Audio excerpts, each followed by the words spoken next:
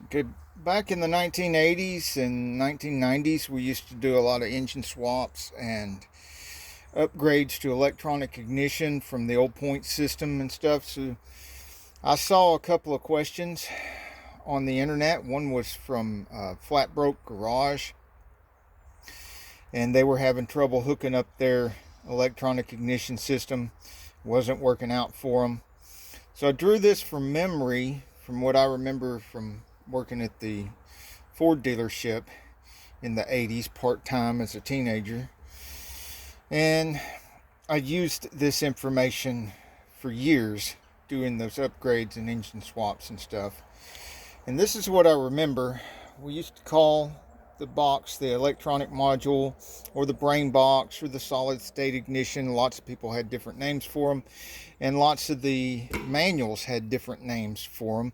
Lots of manufacturers had different names for them, but for a long time the wires were pretty much the same, and you had a connector with 3 wires and a connector with 4 wires. The 3 wires, I would run the blue one first, and you have to know that on the ignition switch, you've got 2 wires going from the ignition switch that make their way into 1 wire that ends up going to the battery terminal on the coil. Those 2 wires from the ignition switch are the wire that's carrying the power to the coil when you've got the key in the start position and you're spinning the starter.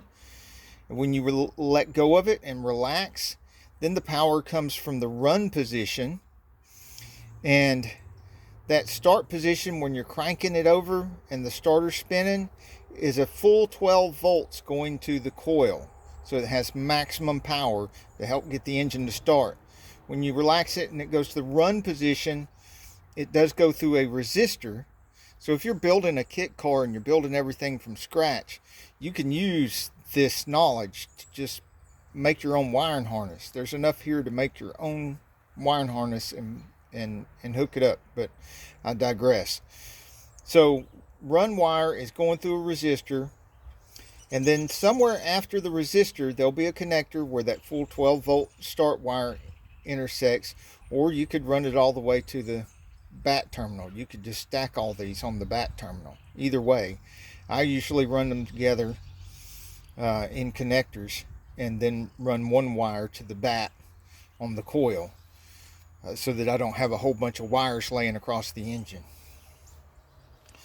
So be that as it may, that blue wire from the brain box comes over and intersects and connects either right at the coil or on that wire somewhere before it hits the coil. All this is power. In addition to that, the white wire from the 4 wire connector, it also goes over and intersects somewhere on that full 12 volt start wire before it connects here. It needs to go over there and touch that, and so the brain box can know whether you got full 12 volts or you're spinning with the run wire, which is on a resistor, which is steps down the voltage. I think if I remember right, it steps down to 9 volts, but don't quote me on that. I'm getting old and I'm forgetting stuff, so all the more reason for me to write this down and make this video and get it out to y'all, so y'all can know before I forget all this stuff. Alright, next is a very simple green wire. If you can handle all that other stuff that I just talked about, it's going to be easy the rest of the way on, because the green wire basically goes over to the distributor, the negative terminal on the distributor, which is a DEC, or distributor electronic ignition terminal. It's just the negative terminal. And the reason it's a negative terminal is because on the coil should have power all the time that the ignition is on. Whether you're spinning or just have it in the run position, the coil should have power. And to make the coil generate a spark to the spark plug wire, you're turning on and off the negative terminal. So it's the power going into the coil goes through the coil, energizes the coil, goes through the negative, and then it interrupts the negative. This thing interrupts the negative, turns it off, off, off, off, off, and that makes it spark, spark, spark, spark.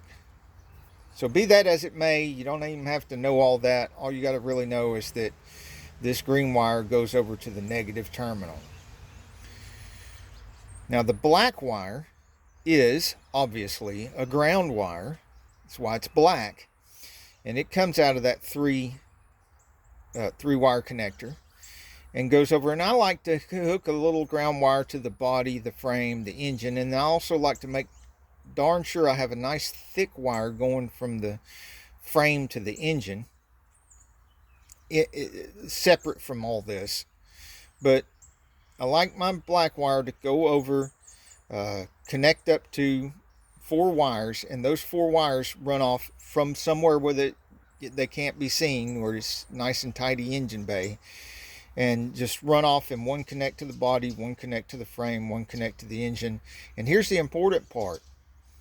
At least one wire's got to go over here and connect to the distributor body. And then from the distributor body, a little wire go over and connect to the engine. That way, you darn sure know that you've got ground wire going from the brain box to the distributor housing, and a ground wire going from the distributor housing to the engine. I would not count on the distributor being down in the engine and touching the engine, that it's going to ground really well to the engine, because sometimes where it touches the engine, you've got cast iron block and aluminum distributor, and a lot of corrosion. That white powdery corrosion builds up between the distributor and the cast iron engine block, and it starts not grounding good. So make sure you got a little wire going from the distributor to the engine, in addition to this wire, black wire right here, going to the distributor. Now we're getting to the good part. Red wire goes over. It's very simple. Goes to the run wire before the resistor. This gives power when the key is on to the brain box. Then the little purple wire and the orange wire, both of these go to the magnetic pickup inside the distributor. And guess what? You just wired up a whole electronic ignition system. It's that simple.